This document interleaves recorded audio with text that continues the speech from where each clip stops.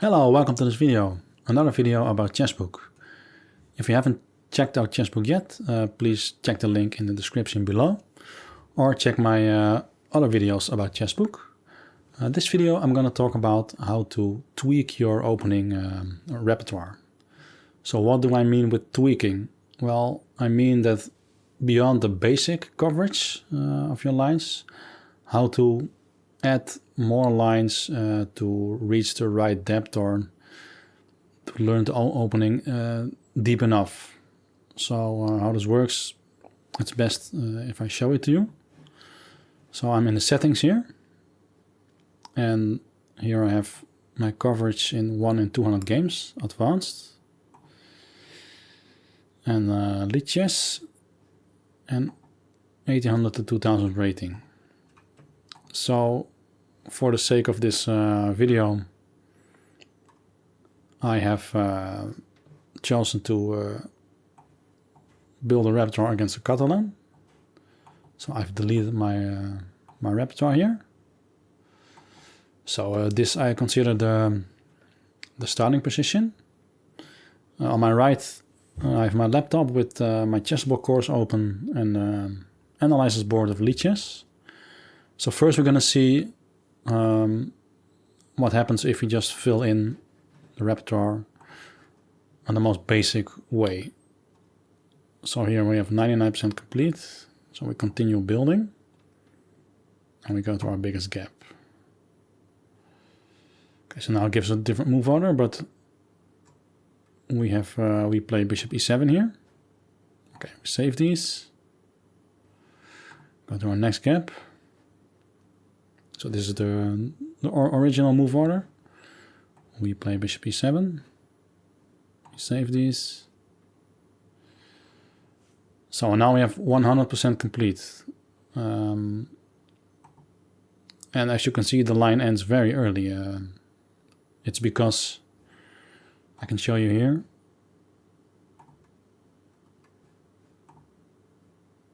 Castling. Yeah, here we are outside our coverage because with our coverage we've chosen to do 1 in 200 games. But because the Catalan is so rare at my level, the coverage stops here. But if you only know the opening until this point, then yeah, you know nothing. So I'm going to show you how I work with. So I don't change the coverage higher because then the workloads get too high. But for certain openings like this, I add the lines on my own. Okay, so let's start at this position. So here, as you can see, castling is by far the main move. 1 in 88 games. And here, the other moves are already like 1 in 3000 or higher. So it doesn't make a lot of sense to learn these moves here. So let's focus on castling. So according to our repertoire, I used the repertoire by Schandorf, my Chessable course. We take here. It's the classical line. So what lines to choose now? Well, I only choose lines that are narrow enough. So as you can see here, these last 4 moves are only 3 moves, 1 in 3000, 1000. So I would say these top moves are the most important. Maybe the third move also. But these we for sure have to cover. So let's start with knight e5. And we play knight c6. And now the line ends, but for me, I'm not satisfied with this because I still have to know here what to do. So I just keep adding moves. And as you can see, if the path stays narrow, I just continue.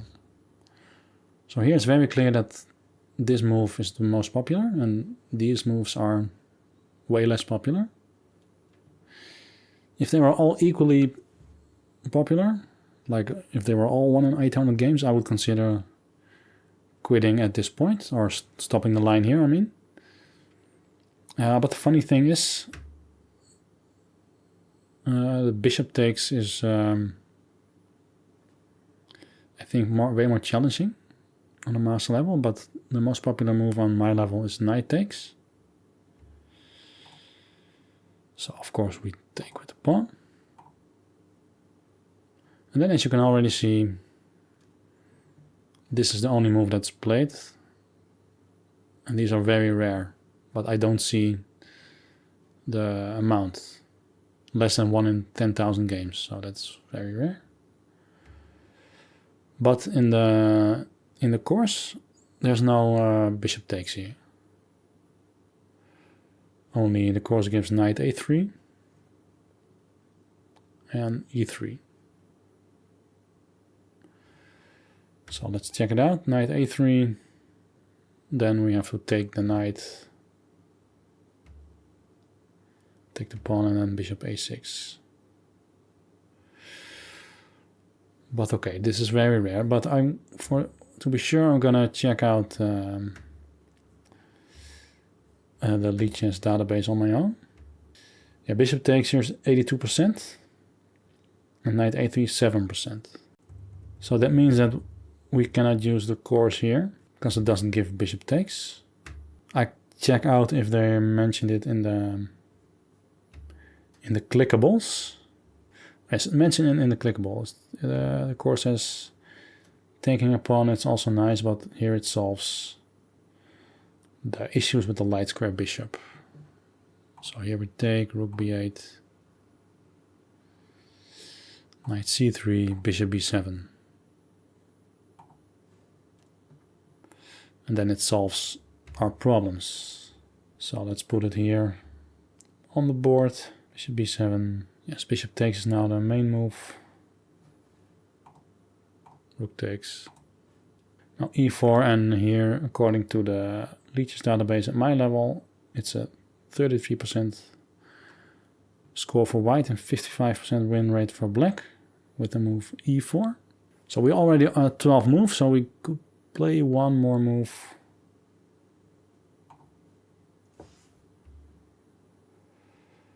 And then c5 is the most popular.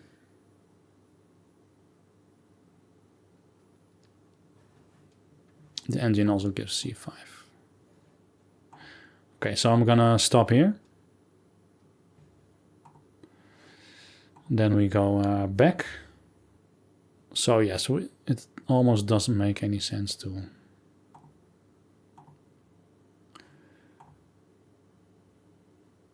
cover more, but of course you can always face bishop takes. So what I do now is I just keep it like this, and when I face a game where bishop takes happens and I get in trouble, then I look up the line, and if I think it's very necessary to train, I'm gonna train it. But for now, I will keep it like this, because this is most likely to happen. Wait, okay, so now we have this, and now we check queen c2. Because that's a very natural move in the Catalan, so I get it here on the board. My Chessable course. Yes, so here we play a quite rare move. According to the course, we play c6. Keep adding moves, so yeah, it's a bit of a downside to playing a rare move, that the moves of the opponent are also very rare. But yes, queen takes is almost played every time. a4 is also mentioned in the course. Okay, so queen takes, now b5. Now it only gives queen c2, and no, sometimes I don't believe I check it out. As Queen C2 is played 87% of the games. But in the course also other moves are mentioned. So okay, Queen C2, we play B7. Okay, at this point a lot of moves are mentioned in the course. But Rook D1 is by far the most popular move, but also Knight C3, Knight E5, A3. But here Rook D1 is like the only move mentioned, so we're gonna do that. Now I play Knight BD7.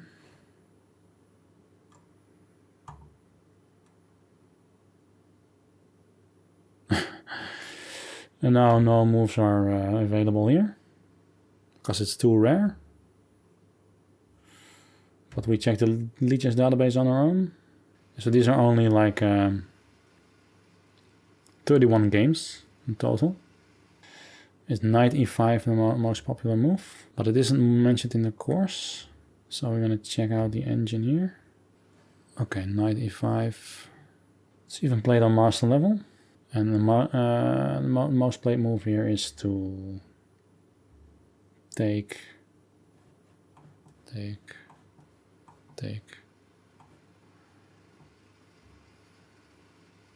Knight D5. So here we already have a very good position.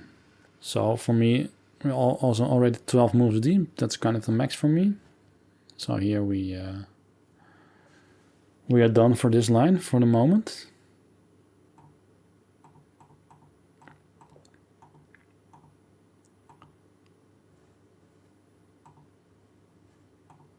So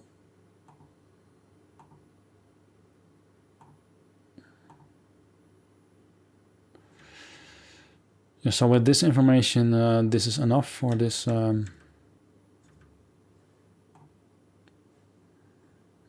this line actually. So but the funny thing is, I should mention that.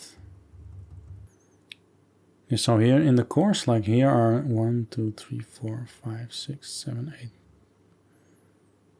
10 moves are covered here. That's a lot. But castle is like by far the most popular. And on master level, also castling is way more popular than the rest. Like even bishop f4. It's very rare, but it's covered. So the course is doing a good job here. But yes, for our repertoire, I guess this is enough. We could check out Knight C3 because it's played enough compared to the other lines. So let's check it out. Knight C3.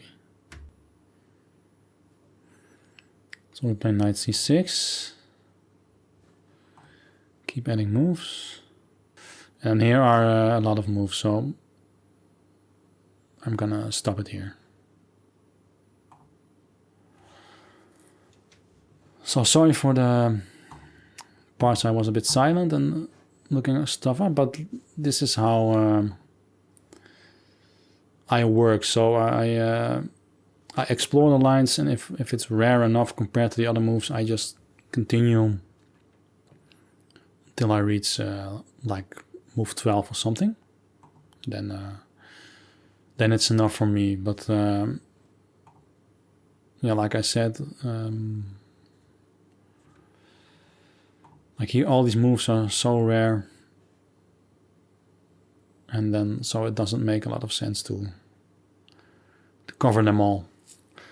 But of course, when you play at a club or something and you have a member of your club playing a line that's rare, it does make sense to add it to your training, because yeah, you maybe face them again next year or the same season. So then it makes a lot of sense to me to know the line.